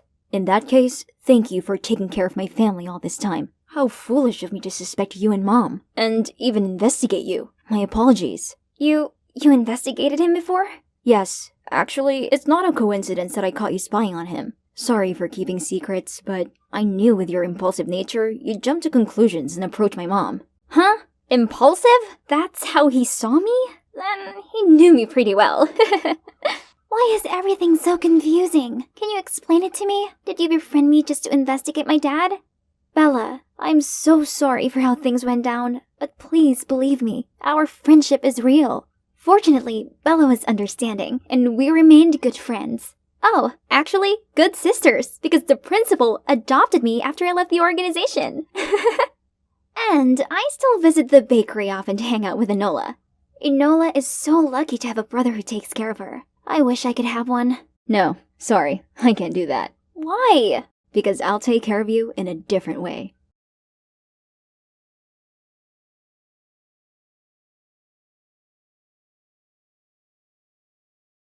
Finally, my spectacular sweet 16th is here. I spent months deliberating over every tiny detail of this perfect butterfly-themed party. Better yet, all the VIPs from the fashion industry were invited. Pretty impressive, huh? By the way, I'm Charlotte Stone, a fashion influencer with over 500,000 followers on Instagram. One day, I'm going to become an iconic designer just like Tory Burch. This party was my big chance to get noticed by all of these big shots. But wait, Ava? What on earth is she doing? Don't you realize how important it is to sort out garbage? It's not all junk. Like, this one is very valuable. Oh my gosh! Ugh! And now she was replacing the guest napkin with some biodegradable tissue. Suddenly, she's startled and rushed to an incoming guest. Your scarf! Is that real mink fur? You ruthless monster! Oh no, that was Trixie Maxflower, the famous drag queen, who's now strutting off in anger thanks to my sister's outburst. Ava was ruining everything with her hippie ways, and all of my guests were leaving. No, it's all ruined, and it's all her fault. Ugh. This wasn't the first time Ava had pulled things like this. She called herself an eco-activist, and constantly brought rubbish home to remake into things, argued with anyone who didn't sort their waste properly, and forced everyone she knew to join climate change protests. The worst part was, I was always dragged into those dumb campaigns. It's super embarrassing being called the trash girl's little sis. Lonnie, where are you going? Wait up! Hey, trash girl, why don't you recycle this into skating shoes, huh? Next thing I knew, a gross banana peel landed smack bang in my face. Lottie, are you okay? No! My party was going perfectly until you barged in with your lunatic eco-anxiety. I wish you'd left my party, not them. Actually, I wish I didn't have a tree-hugging, trash-loving sister at all. Then I pushed Ava aside and stormed off. She'd gone too far this time. But maybe what I said was a bit much? The next morning, I woke up to see a birthday gift from Ava on my bedside table. It was this cute bracelet, made from recycled plastic, of course. It made me smile and reminded me of all the time she'd taken care of me.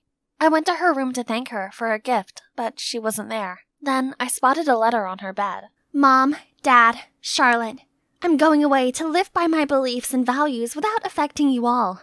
Don't look for me. Oh no! Don't tell me that it's all because of what I said yesterday! She knew I didn't mean it, right? I'm sure she'll calm down and come back soon. But then, 1 week passed, then a month, and now it's been almost 2 years and my sister still hasn't returned home.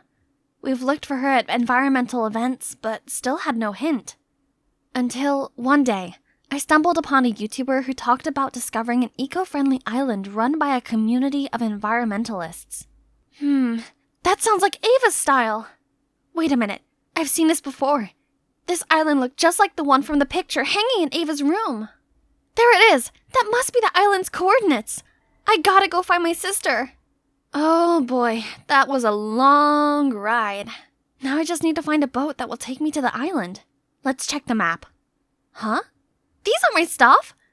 Right at that moment, a woman reached me. Hey, what are you doing with my bag? I quickly apologized and returned her bag, then rushed back to the train to find mine. But I was too late. No phone, no map. What to do now? I asked around, but no one had heard of this eco-island. Hopeless, I slumped onto a bench, when suddenly a man tapped my shoulder and told me that his boat was heading to that island. I followed him to the harbor, but when I saw the boat, I immediately changed my mind and turned to leave, but the man wouldn't let go of my hand. I tried my best to resist as his two scary-looking crewmates headed towards us. Oh no, this isn't gonna end well. Let her go! Noah, is this a kidnapping? Should I call the cops? Panicked, the man let go of me, then grumbled and left. I trembled in shock, and it took ages for my heart rate to return to normal. I can't imagine what Ava had to go through out there all this time. Why are you trying so hard to get to the eco-island? It doesn't seem like you're seen. Now that I'd calmed down and looked at this guy properly, ooh, he was cute. And he knew about the island? Turns out he's a former resident and was now taking his sister there. I asked him if he knew anyone named Ava Stone, but he shook his head, saying that most people who came to the island changed their names to start a new life. Okay, so I just have to see for myself if Ava was actually there. However, Noah said he couldn't help, because the island has strict rules concerning newcomers. So I had to lie that I was also an eco-activist to convince them to bring me along. And ha! It worked! My hunch told me that I was now one step closer to finding Ava. That evening, Noah set up a tent on the beach and we waited there for a boat that was scheduled to take us to the island in the morning. Seeing Noah take care of Ellie made me miss my sister so much. My selfish stupidity had driven her away, but now I'm going to put things right. I'll definitely find you, Ava. Next day, Noah woke me up so early that even the gulls weren't about. We got on this rickety-looking sailboat without any engine. Hello? Were we going to the island or back to the primeval times? Noah helped sailing the boat, while I had to take care of the ropes. This was way harder than it looked. I could barely feel my arm muscles. Best wind ever. Charlotte, you're our lucky charm. But yeah, at least I had this beautiful view to compensate. Suddenly, the rope slipped out of my hand, causing the winch handle to spin and fling my bracelet into the sea. Oh no! Noah tried to stop me, but I was already deep in the water and immediately got swarmed by garbage. There it is! I pushed the trash aside, grabbed the bracelet, and was about to swing back when a fishnet caught my foot. Ah! I'm stuck! While struggling, I saw a dead sea turtle, tangled in plastic bags, drifting by. Is it foreshadowing my own fate? Then, I felt a tug on my waist, and suddenly I was rising above the water. Through coughs and splutters for air, I saw Noah. He'd saved me again! How could you be so foolish? You're lucky I reached you in time. No, you're the lucky one who just got yourself a new girlfriend. Me? What's wrong with you? Your actions could have killed yourself and my brother, and all you can think about is flirting? I'm sorry, but that bracelet is really important to me. And I'm serious. What is your type of girl, Noah? Me? Oh, maybe someone mature and brave? Got it. From now on, I'll be more mature then. By the next dawn, I could finally see our destination. But right when I stepped foot on the shore, two men who seemed to be village guards stopped me. You said you were bringing one sister, not two. Who is she? She's with me, Noah said. I tried my best to convince them, but they insisted on following the rule. No outsiders on the island. I didn't want any drama. All I wanted was to find my sister. Hey, the chief is coming! Jeez, what else is happening? I grabbed Noah's hand and hid behind his back. Please don't leave me alone. I won't. With my eyes closed, I heard someone step in and the female voice said, What's all this commotion about? Wait, that voice! I took a peek at the village chief. It's Ava! Ava? Is it really you? Charlotte? I found my sister. I rushed to hug her as tight as I could. I've missed you so much. Oh, little Lottie, how did you get here? I've missed you too. I'm so sorry for what I said. It's okay. I've forgotten about it already. Come, let me show you around. Turns out, the day she left home, she gathered like-minded people to come to this island and save its ecosystem. They built this village and a dike to protect the island from rising sea levels. When Ava asked me about my journey here, I told her all about the struggles I had to go through and how Noah had saved me. You like Noah? I guess so, but what's wrong with that? I mean, you always hated my eco-lifestyle, but Noah and you do know we share the same mindset, right? That's true. They had many things in common, while I was living in another world to them. It's okay. I've changed a lot since the last time you saw me, Ava. I was wondering if I could, stay here for a while. Ava, agreed! Yay! Now I will have some more time to persuade my sister to go home and to win my man's heart. So, as the newest member of the village, the next day I started helping everyone with their tasks, like collecting coconuts, making DIY stuff, and planting corals. I even made use of my fashion sense and came up with stylish designs that were also environmentally friendly. Although Noah was too busy to see my creations, other villagers were very excited about them and often visited my workshop to try on new clothes. Hey, Sunshine, these designs are top-notch. You're like a tailor goddess. That's Sam, my coworker at the workshop.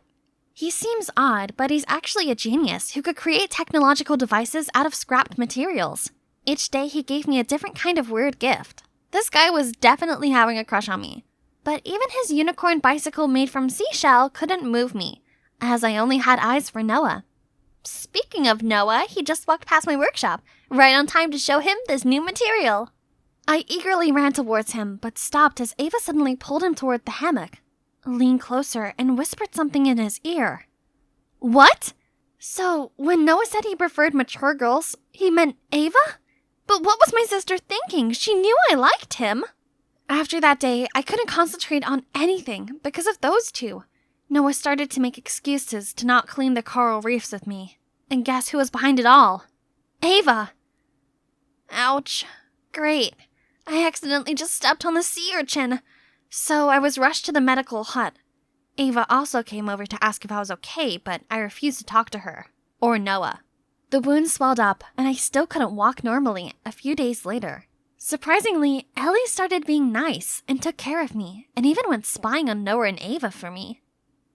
Those two are made for each other. I even saw them secretly kissing a few times. They're the perfect king and queen of this island. Now there is no doubt that they're dating behind my back. How could Ava do this to me? Feeling betrayed, I dragged myself to the workshop. Maybe work can distract me from all this mess in my head. But here I was, stuck with Sam and his cheesy pickup lines. You must be exhausted, 'cause you've been running through my mind all day. Ugh, just leave me alone. I stormed out of there, but tripped and fell over. Right then, a hand reached out to help me. It was Ava. Jeez, she's the last person I want to see right now. You don't have to pretend you care about me. You know full well that I like Noah, but you still got with him. Charlotte, what are you talking about? I'm leaving today, and so should everyone in this village. This place is for cowards who ignore the real eco-problems that are happening in the outside world. There, I'd let it all off my chest. But unexpectedly, the villagers came out of the bushes, holding decorations and a birthday cake with my name on it. They were throwing a surprise party for me. Oh no, I didn't mean to. Disheartened by my words, they all left. I guess you saw me with the chief when we were planning your birthday surprise. There is nothing going on between us. I thought you'd grown up, Charlotte, but I was wrong then. God, the guilt I felt right now was killing me. Frustrated and ashamed, I knew I couldn't stay here any longer. I waited until everyone was asleep to sneak to the beach and set sail on a small boat into the stormy night. But I couldn't make it far before a giant wave engulfed me and the boat. This is the end, I guess. But when I opened my eyes, Noah's face appeared in front of me. Did you just save me again? No, the chief did. But where is she? Noah didn't say anything, but just looked glumly out to sea. Wait, this is not happening. My sister can't be out there, right? No. How can I live knowing that my sister drowned because of me? Are you crying for your missing shoe? I turned around to see Ava, alive and well. Ava, thank God! I giddily jumped towards her, but ouch, I forgot that my leg was still hurt. I'm so sorry for how stupid and selfish I was.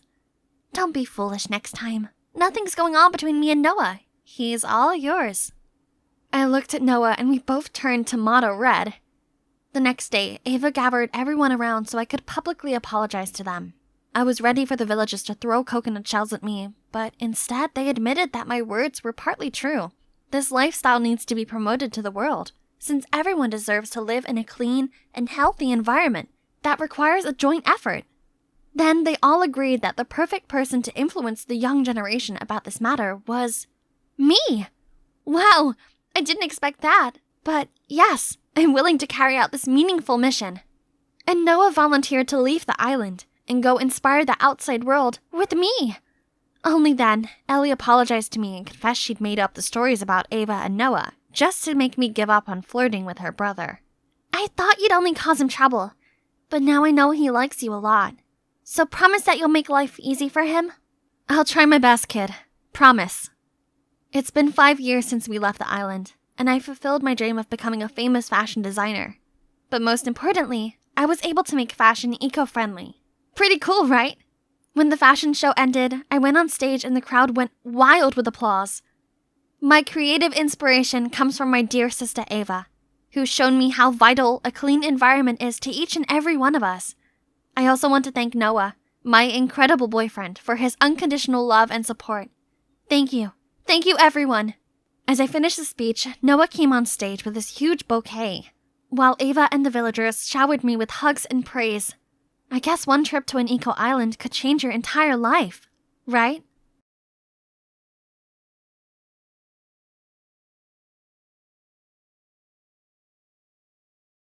It's not here. Not there either. Where can it be?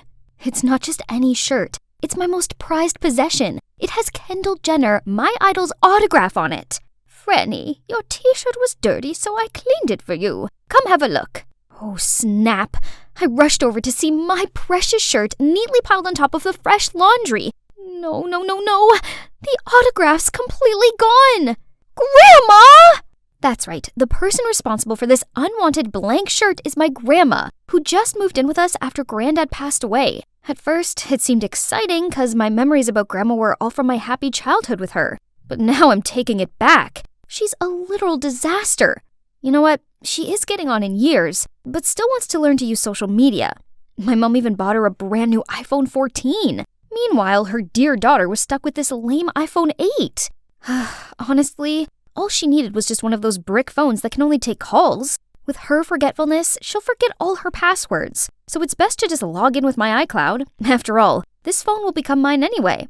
Oh, that's quite a handsome young man. You think so too? Indeed, Josh's attractiveness is second to none. He's every girl's dream man. And yours as well, right? As if I stood a chance. He's notoriously cold, and none of the girls from school seem to interest him. Well, that probably was the only time we shared the same thought. Otherwise, we're always arguing about all kinds of things, especially the way I dress. She didn't even bother asking me before sewing up all my favorite ripped jeans, and then left a dress that she'd made on my bed with a note. This adorable dress will suit you much better. I used to love her handmade dresses when I was 5, but who even wears anything like this these days? That's not all. She nagged me all the time for straightening my hair instead of keeping it naturally frizzy, since it's supposedly cuter. And guess what? It's actually her who I'd inherited my natural hair from. Bet she didn't know it was the reason I had to grow up with my classmates saying stuff like, "You're actually quite pretty, but it's a shame about the hair." And, "How come you don't have straight hair like your parents? Are you adopted?" Those hurtful words made me hate my hair with a passion and wish for beautiful, smooth, straight hair, like Kendall Jenner's. So of course, I'll keep straightening it every day, no matter what Grandma says. Thankfully, those complaints will finally come to an end tomorrow, as I'm going back to school after summer break. Yay! Huh? What's everyone buzzing about? At that moment, the teacher walked in and announced that our class will have a very special new student. And then a very familiar figure entered my class. It was my grandma? What on earth? Did she get lost on her way to bingo or what? How humiliating. Maybe if I stayed deadly still, she wouldn't spot me, and no one would know it was my granny. Oh, my sweetie pie, you forgot your orange juice. All eyes were on me. Good grief. Someone help me disappear from this planet, please. After class, I had to sneak out as fast as I could to avoid having lunch with my grandma. But my best friend Lloyd wouldn't quit teasing me. Suddenly, I heard someone laughing loudly across the room. Grandma? But who is she sitting with? Wow, Jose has quite a peculiar taste in women. He ignores every single girl in this school, but is now completely smitten over your granny. Jeez, why is she bothering him? Jose must have felt uncomfortable. I quickly went over there, apologized, and pulled my grandma away. On the way home from school, my grandma recounted her day just like a little kid would. Do you know that they have vending machines in the hallway with all kinds of snacks? That's genius! And oh my, the campus is big. I almost wet myself while searching for the restroom. Tell me which part of this is funny again? It only proves that someone her age belongs in a nursing home, not a high school. I needed to talk to Mom, so when she was finally alone in the kitchen, I immediately asked her, how exactly did Grandma end up in my class? It turned out that when my parents invited Grandma to live with us, she told them she would, but only if she could go to school. I think it's a lovely idea. It means she won't be lonely at home all day, as you'll keep her company. Besides, she spent her whole life taking care of our family, so it's our turn to look after her, right? Yeah, I suppose Mom raised some valid points, but who knew that Grandma could turn my school life upside down like this? She clung to me all day, ate whatever I ate, listened to the music I listened to, and even hung out with my friends. Worse still, she told them all embarrassing childhood stories about me. How I used to eat toothpaste because the ad said it was edible, and how I incubated eggs myself to see if I could hatch a chick. But that's not the worst part. She broke my hair straightener, so now I'm stuck wearing this stupid hat. How annoying. Hey, breaking news! What is it this time? Jose has found the girl of his dreams, and she's here at our school. No way! No girls have caught his eye before. Why now? Franny, what on earth? I looked down and, oops, I just accidentally turned him into Sully from Monsters, Inc. Sorry, my bad. Okay, let me see. As Lloyd told me, this was the girl Jose got to know through Tinder before she mysteriously vanished. Moore, 17 years old, goes to my school and... Wait, she only has this picture?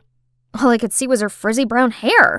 Out of nowhere, someone snatched my hat. That must be Lloyd trying to get back at me for the paint job earlier. I tried to grumble at him, but only saw Grandma with my hat in her hand.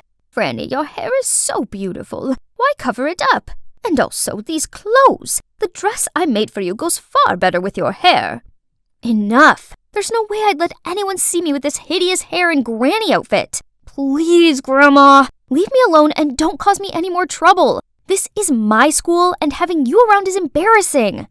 She looked shocked and was about to say something, but just left without another word. So, it's been a week since we last talked. It seemed that I was no longer her concern as she made new friends. So it's good for both of us, right? Suddenly, I heard a deep voice behind me. Hi, Franny. Can I talk to you about something? Wait, this voice? I immediately turned around to see Joe standing there, smiling at me. Oh my, this is the first time Joe's ever asked to speak to a girl. All the envious eyes are on me. I'm the luckiest girl here. Has he finally seen my unique charm? The thing is, I happened to see your curly hair the other day, and you look quite like the girl in the picture. I wonder if you are... Oh, he didn't come here because of me. Sorry, but I'm not Moore. I could see the disappointment on his face. He apologized for getting the wrong person, but before leaving, he smiled and told me, by the way, you're pretty with that curly hair. Really?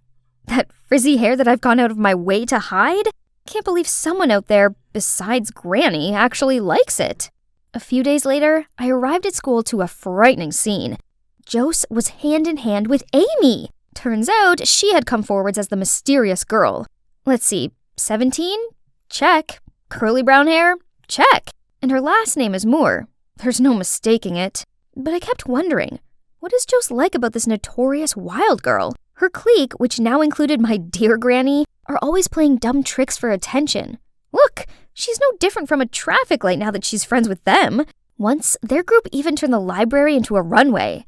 Obviously, this quickly reached the supervisor, but, well, only my grandma was slow enough to get caught.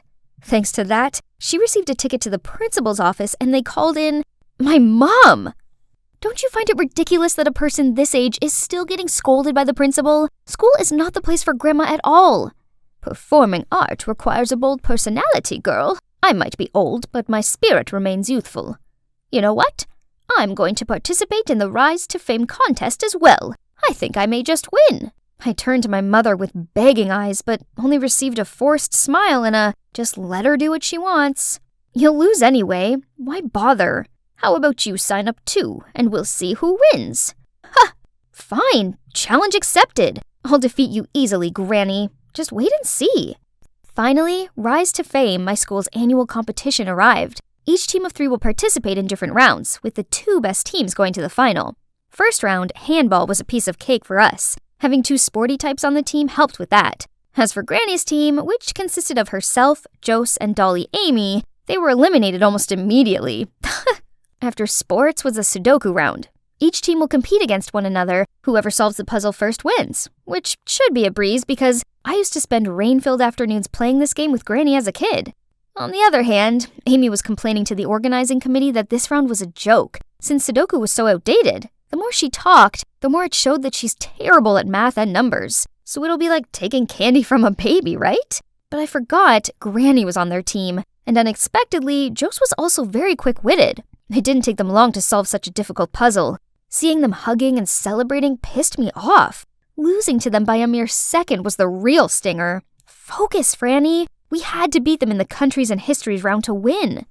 Just a few more minutes till the final round. I was about to leave the waiting room when suddenly I heard a ding coming from this phone left on the chair. It's Grandma's phone. But wait, she knows how to use Tinder? Curious, I opened it and on the screen were all the messages from Jose and the mysterious Moore. Why does Grandma have this account? And why is Jose convinced Amy isn't who he's looking for? I immediately went to look for my grandma and found her in the corner of the stage wing. But as I approached her, she pulled my hand in and signaled for me to keep silent. I thought you let that annoying old hag join the team as a joke. Who knew she'd be so helpful? You'll win easily. Yeah, right? I even heard that history is her strength. I just need her to finish this last round, then I'll kick her out in a heartbeat. The whole group burst out laughing. I nervously turned to look at Granny, but she didn't show any sign of anger. So what will my grandma do next, you ask? As soon as the final round began, she stood up, took the mic, and announced, I want to withdraw from the competition because I will never let 2-faced people get the better of me. After that, she left, and the whole audience started to make a fuss, while Amy's face turned pale. However, the real shocker was when Jose also came on stage. Me too. I don't want to be in a team with a liar. Then he walked away as Amy chased after him. The audience buzzed, and the organizers announced that this meant our team had automatically won the competition. I rushed home right after the award ceremony to find Grandma ruminating in the garden. I quietly sat down next to her and put my hand on her shoulder to console her. She looked at me, gently smiled, and started telling me stories I'd never heard before. I discovered that she fell pregnant at 16 and dropped out of school. Her friends weren't very nice to her, so she'd never resumed her education. So now she had time, she decided to go back to school to experience her lost youth. That's why, Franny, you should never let others' mean words get to you. Cherish what you have, because there are still people who love that side of you. What she said was really touching, and it reminded me of Jose's compliments on my hair. Granny, so what about the Tinder account? Oh, I know you really like Jose, so I created an account to learn more about him so I could help you. Turns out, that profile picture was Grandma when she was younger, hence the similarity to me, and Moore actually was her maiden name. I hugged her and profusely apologized for my poor behavior. She gently patted my head, smiled, and said she'd take me to a secret spot. The next day, I returned to my naturally frizzy hair and put on the dress Granny gave me. It wasn't trendy, but it fit me perfectly, and weirdly, I felt kinda confident wearing it. My grandma and I happily walked into a book cafe when I spotted Jose. I've brought the person you're looking for here. We both looked at her with questioning eyes. You mean, turned out there was still one thing she hadn't told me, that the alias Moore she put up on Tinder was all based on my preferences, my hobbies, my habits, my taste in music, etc. She'd been collecting everything about me to text Jose. I had to let him know there's an interesting girl like our Franny out there, right? That was why Jose didn't feel as compatible with Amy. Then the intelligence round confirmed it, as he and the mysterious girl both had one thing in common, a passion for Sudoku. In the end, everything was cleared up. Grandma is still attending my school, and I actually don't mind it anymore. She brings in homemade cakes for me and my friends, tells us interesting stories about the old days, and gives out the best advice. Most importantly, she made me realize that being me isn't so bad, frizzy hair and all. Almost forgot. You're also wondering what happened between me and Jose, huh? Well, I think you should see for yourself. Finally, my first day at school has come. Yay! This special occasion called for my favorite hoodie. Super cool, right? But then, out of nowhere, I was blocked by a group of boys and their cheesy pickup lines. No time for monkey business, but they wouldn't let me go. Hey, do you know who I am? Everything suddenly went blurry. Oh no, my glasses! I stumbled around trying to grab them back, but got shoved to the floor. Everyone scram! Gimme that. I looked up and vaguely saw my hero offering me a hand. He gave me my glasses and I profusely thanked him. But he just gave me a cold look and walked off without saying a word. Strange. Oh, by the way, I'm Hazel Palmer, 17 years old. But I'm not here as a student, but a teacher. Yes, you heard it right. Not to brag, but I'm kind of a genius. I even got offered a position in my college's research project, which I have rejected to pursue my dream of becoming a high school teacher. So here I am, on my very first day of fulfilling it. First, I was introduced to the other teachers, but unlike what I had in mind, they just threw me judgy looks.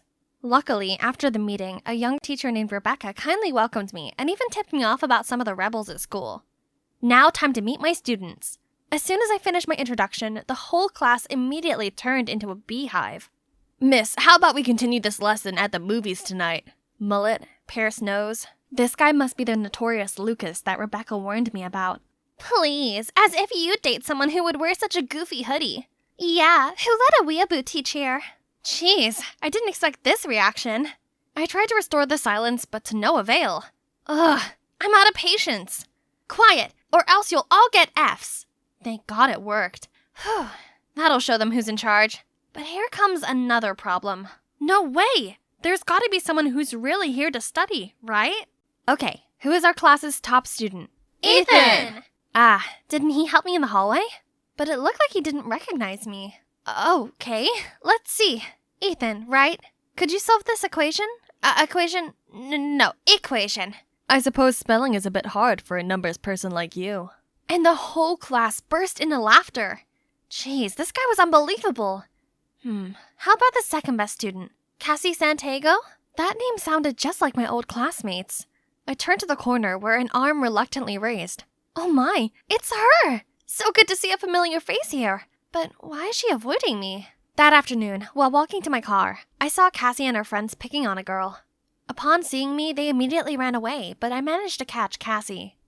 Cassie, since when did you become a mean girl? None of your business.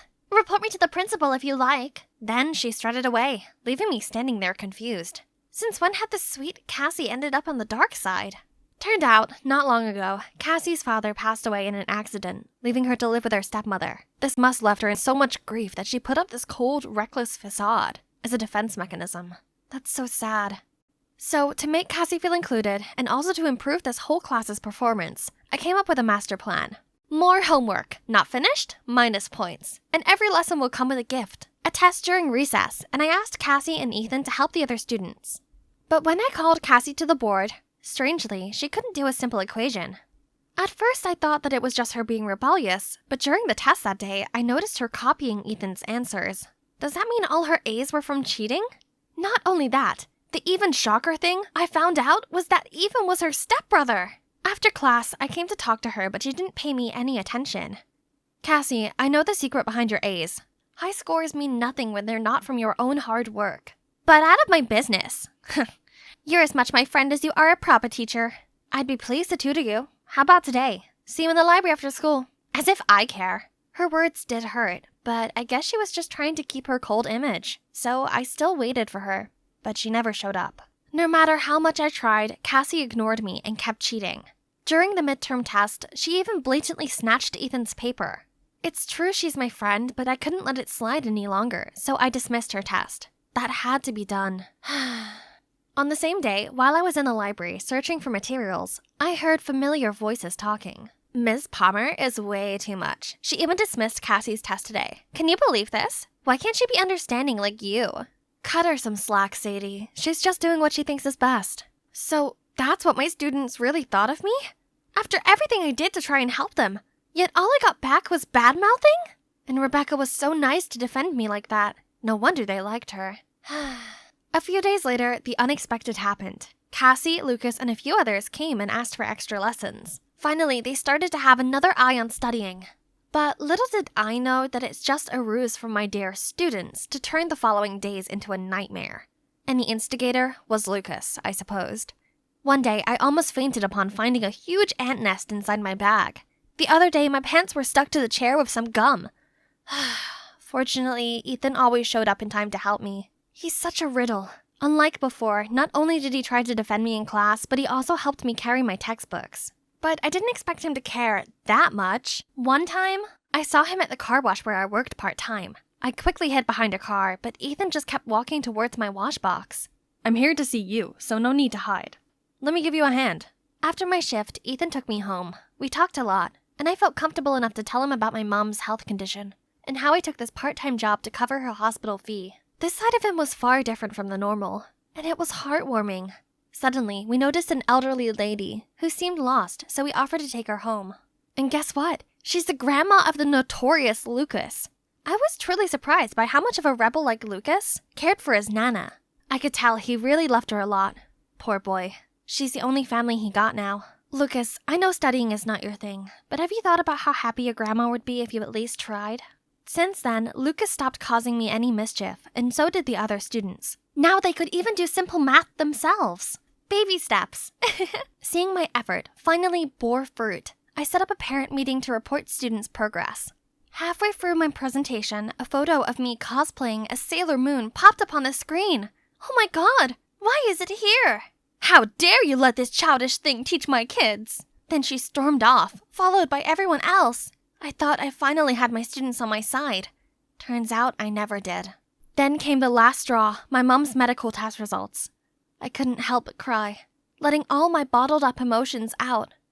Then, suddenly, a hand laid on my shoulder. What's wrong? My mom's health turned worse, and she needs an urgent operation. I'm sorry to hear that. It's all gonna be okay. Be strong, Miss Palmer.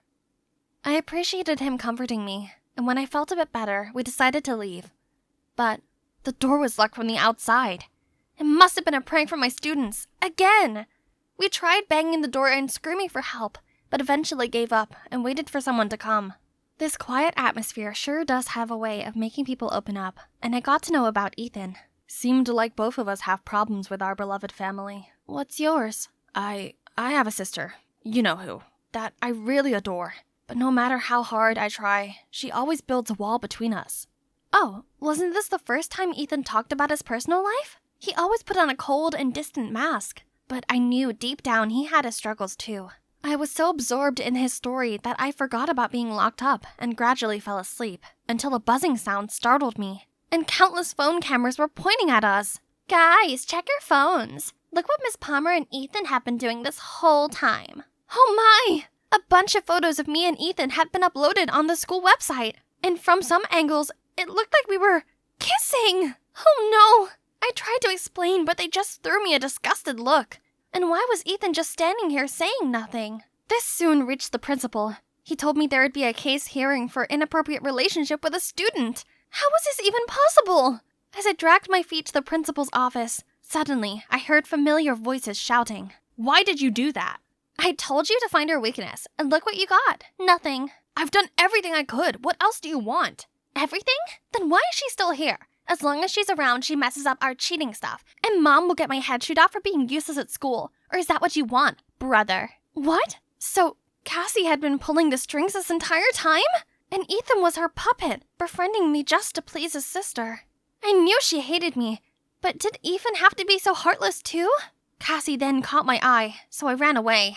I was still trying to process this when I walked in to see the school council glaring at me. You're an insult to the teaching profession, which leaves us no choice. I was ready for the worst when Ethan rushed in.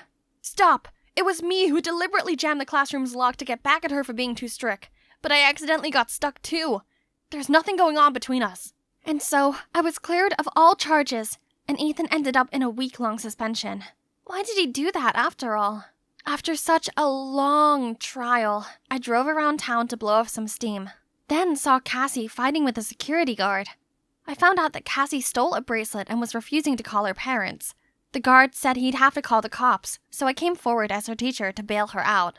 Cassie asked me why I helped her, but I didn't bother explaining myself and just left. Since that day, Cassie didn't attend the extra classes.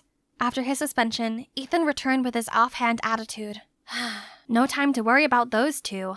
My mission now was to prepare my students for the upcoming finals and regain my prestige. Luckily, they started to take studying seriously and invested a lot in these tests. One day, when I walked into class, some students even asked me to help solve advanced exercises. 2 weeks later, when the results came, my excited students all rushed over to me. Miss Palmer, thanks to you, the questions were the same as the ones you showed us the other day, so it only took us a blink to finish. What are they talking about? Before I could understand, the principal summoned me to his office. As I entered, he angrily showed me the math sheet that I was allegedly teaching in the extra class. What kind of work ethic allows leaking exam questions, Miss Palmer? Leak the test? Me? No! Please! No more excuses. You're fired. No! They can't punish me for something I didn't do. Someone must have framed me. I asked my students where they got that piece of paper, and they said it was already on the table when they came to class. So Cassie and Ethan must have been behind this. Good job, Ethan, for putting up their remorse act just to set up a bigger plan to humiliate me. Okay then, they won. Unemployed and desperate, with hospital bills to cover, I had to work full-time at the car wash, as well as taking night shifts at 7-Eleven. But besides the measly wages was a bonus of rotten eggs and tomatoes, scornful looks, and snarky comments saying I didn't deserve the teacher title. The scandal truly turned my life upside down. Then, when I was at the hospital with my mom, suddenly Ethan rushed in and said he would clear my name. Clear my name? Wasn't he the one who put dirt on me? What was he playing this time? With nothing to lose, I reluctantly went with him. He led me to the school's control room. The principal was also there. Then I saw Sadie standing on stage. Ethan said it was her who discreetly put the math sheet on the table. What? But, Rebecca? I distributed the test like you said, but I'm scared. What if someone finds out? Don't worry, now that Miss Palmer's fired, who else can dig this up? I'm only taking back my position as the beloved teacher who can take cover for y'all. No, I have to tell the principal everything. Who would believe you? I would. Furious, I rushed over to the stage and confronted her. Rebecca, I thought you were my friend. How could you? Don't ask me. Ask your phony self. Weren't you just trying to get the students to like you? What nonsense was she saying? I'm just doing my part of being a good teacher. How could she be so selfish and cruel? Out of jealousy? Miss Palmer earned her students' respect with her pure heart. Look at you. The so-called love you have comes from buttering them up with all your lies. That's why they turned stubborn and make light of studying. I never knew you were that kind of person. How could you call yourself a teacher? The principal couldn't hide his rage, fired Rebecca, then apologized to me and offered me my job back. But after all these troubles, this school had completely drained me. I couldn't take it anymore, so I refused. As I was wiping away my tears, Ethan came to my side. Miss Palmer, I'm sorry for everything I did. I just tried to please Cassie, but now I know I was only hurting you. I've already known about that. I was about to leave when a group of students led by Cassie approached us. Then Ethan told me it was Cassie who helped him with the plan to bait Rebecca into admitting her actions. Sorry for all the horrible things I did to you. Please stay. We've learned a lot since you moved here. Please don't leave us. Such a crazy term. I ended up staying. I mean, this is my dream job after all, and I'm not one to give up that easily. I also talked to Cassie's stepmom about her studying. Turns out she didn't realize her strict approach was causing a rift between them all. Cassie, Ethan, and their mom had a talk, and now they seem to understand each other better. I was so happy for them, and we became friends after that. Time flies, and now my students, or my friends to be correct graduated, and would soon fly off to pursue their own dreams. Suddenly, Ethan dragged me to a corner. So from now on, we're no longer teacher and student, right? I guess, but could you still teach me? Teach me how to love you.